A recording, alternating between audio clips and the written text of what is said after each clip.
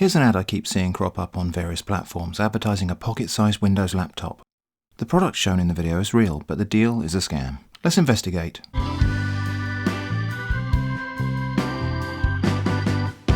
Now, in case it isn't abundantly obvious, I knew from the first moment I saw this that it's a scam. It's a dead giveaway based on stuff like the naming of the store and, of course, the price. I expected a scam. That's why this video is in a playlist called Obvious Scam is Obvious. But when we looked at this in a previous video, a few people wondered out loud what would actually happen if anyone orders it. Will they just receive nothing? Will they, like when I ordered that terrible Samsung Galaxy Gear scam, get something that superficially resembles the shown product? There's only one way to be sure. I went ahead and ordered this, so you don't have to. The price was $29.99 plus $4.99 shipping. Before we get on to what happened next, let's just look at some of the obvious indicators of this scam. Firstly, the store's called Clothing Enjoy. It's hard to describe the naming convention often used for these scams, but you'll know it when you see it. Clothing Enjoy, Trendy Shop, Berry Shop Store, Tyvek Sports, etc. They're not all named like that, of course, but if you see that style of naming, it's a red flag.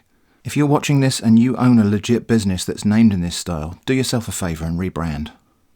Nextly, the product has a countdown timer or other indicator of urgency, really common for these scams.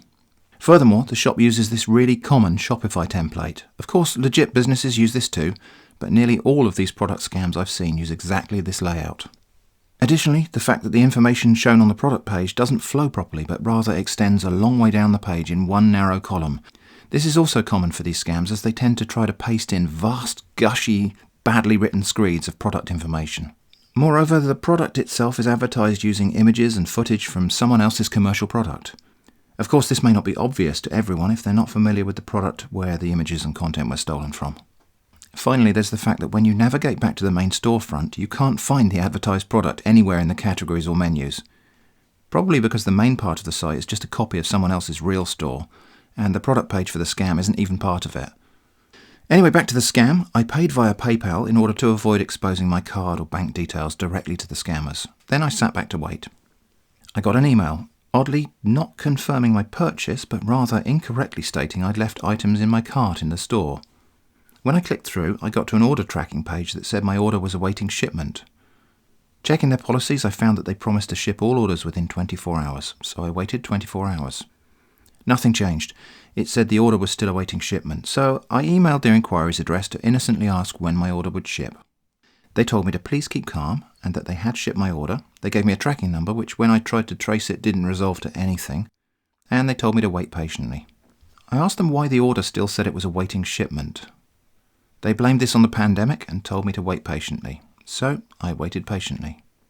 A week or so later, I got a notification that a parcel would be delivered. Exciting! A day or two after that, I received a parcel. The tracking number matched the one they gave me. Excitement intensifies. My mini laptop, at last. I opened the parcel. Inside were two items. A pair of very cheap sunglasses and a single surgical face mask, which looks as though someone must have handled it in order to put it into this individual bag, so it would be a supremely bad idea to put this on your face. I started the PayPal dispute process. Now, when I did this with the Samsung Galaxy Gear Watch scam, PayPal sided with the scammer and insisted that in order to get a refund, I would have to send the item back to China at my own expense using a trackable method. Not worth it. I expected that this time would be the same. What actually happened is that the scammers simply failed to respond to the dispute process, and it was automatically resolved in my favour. I win, I guess, but that face mask is going in the bin.